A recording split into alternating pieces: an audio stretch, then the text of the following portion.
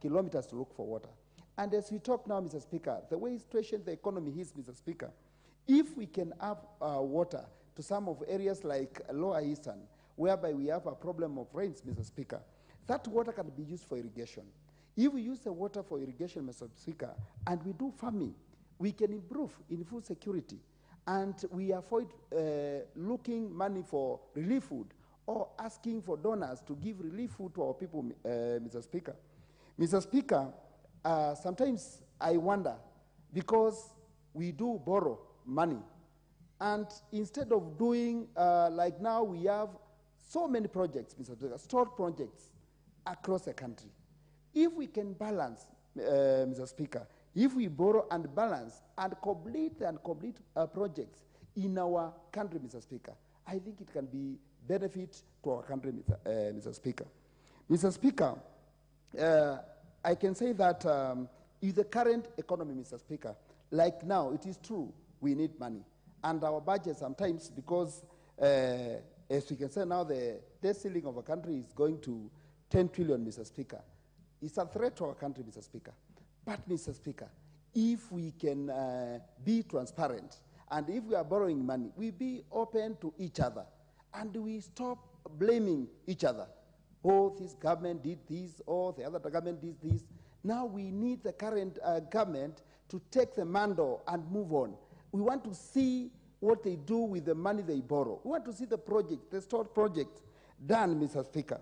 Mr. Speaker, just a day I went to my constituency, Mr. Speaker, and there's a road which comes from Kasikeu to Kilungu, Mr. Speaker. And this road cuts across 2 counties, Mr. Speaker. And now as we are speaking, the road is cut off by the rains.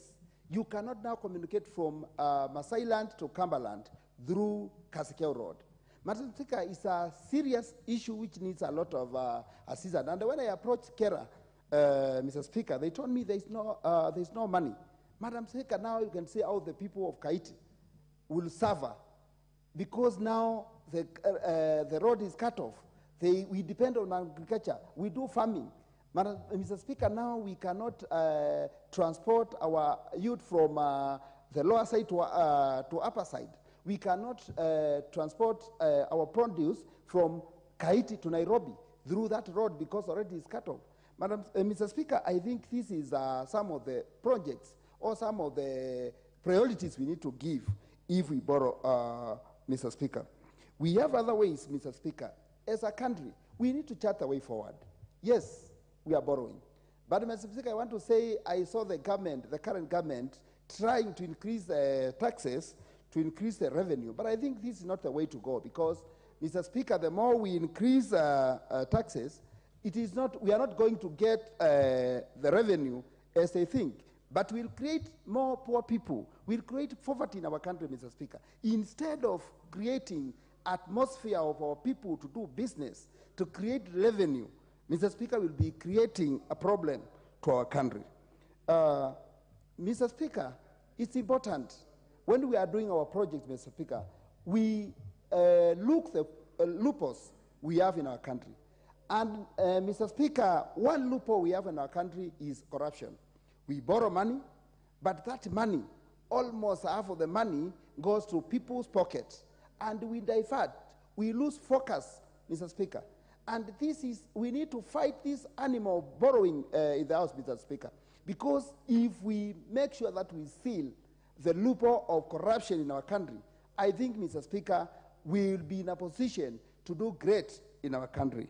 Mr. Speaker, why do we borrow?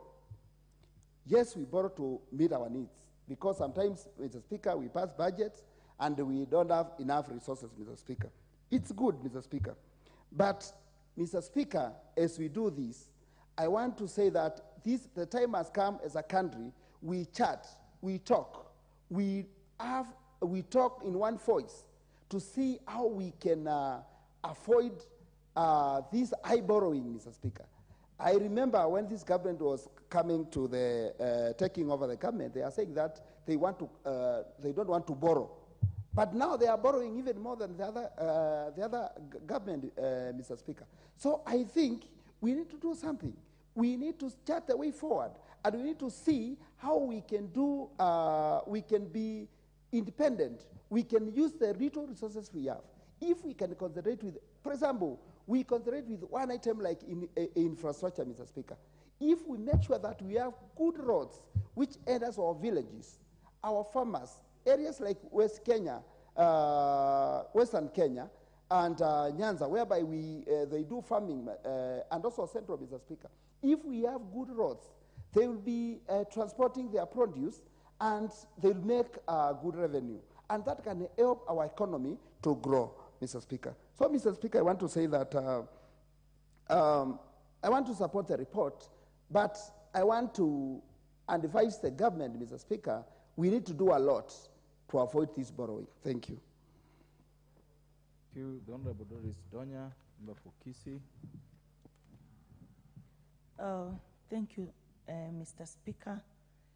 Such a good moment when we are now talking of what is on the ground, how our economy is, and when we look back, Mr. Speaker, during Moi Kibaki's time, he left office and Kenyans were very excited that our economy has improved. When we have more debts, Mr. Speaker, there are so many things that happen in a particular country. Even the borrowing rates, Mr. Speaker, goes high. Business people can't do without borrowing. That affects their businesses.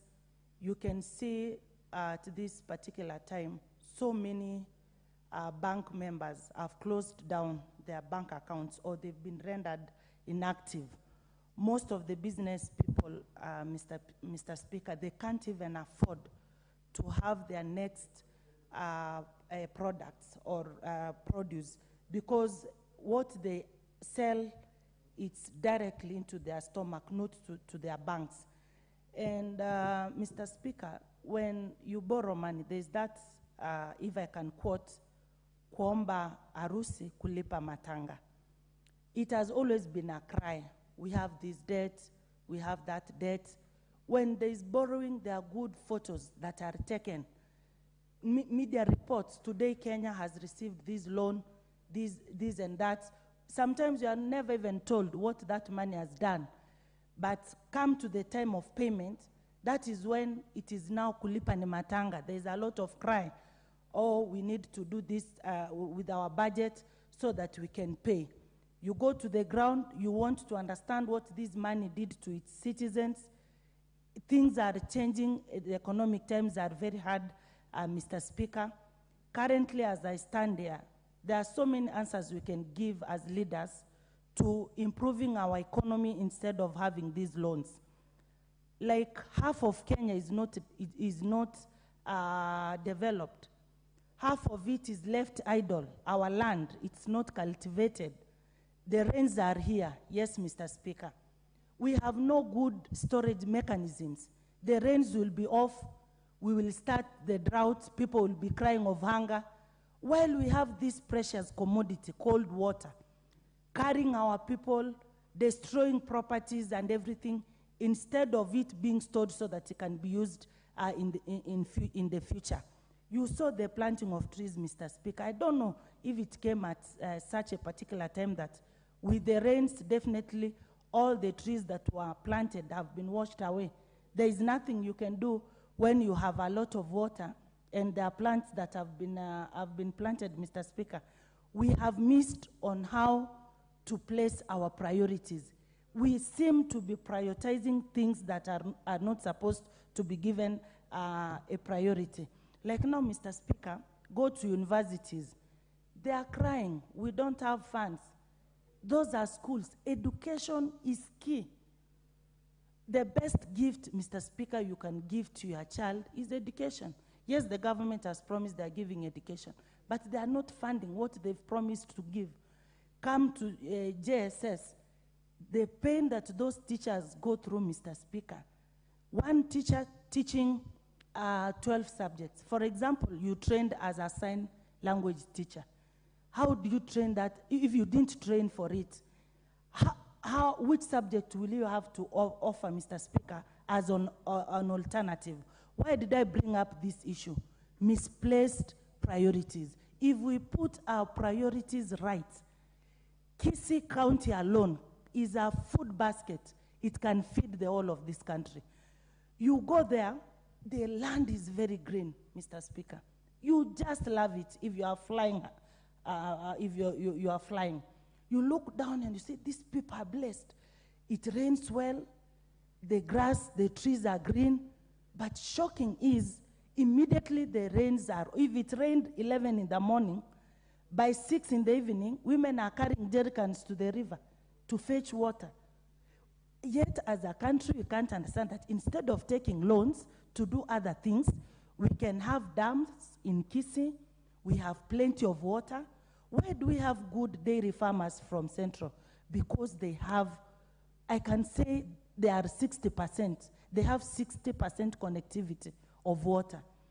The other good places like Kisii, Nyanza, we go to Lowland, to Western, it's also green. We can have good projects done there. Kitale, we can have enough food. So, Mr. Speaker, before we even talk of these loans, if I take a loan as Donya, believe you me, I will pay that loan. I will not wait to use that money. Then later I say, oh, that money was not spent well. Now we have to look for another way so that you can pay that loan. From where? You must have at all times, Mr. Speaker, be accountable. I liked what Honorable Zamzam said. You've taken a loan. Before even you take that loan, do public participation. Let members of parliament do discussions of that loan so that next time we will not have 3 people, 4 people signing that loan, but when things go haywire is when we are told now, oh, come together, we have to do this and that so that we can pay that loan. We are getting it wrong somewhere, Mr. Speaker. And if things continue going the way they are, common mwananchi out there, they are saying, vitu haviko sawa, mambo ni mbaya. Thank you, Mr. Speaker. Thank you. The member for Laikipia East, the Honorable Magi Kiunjuru.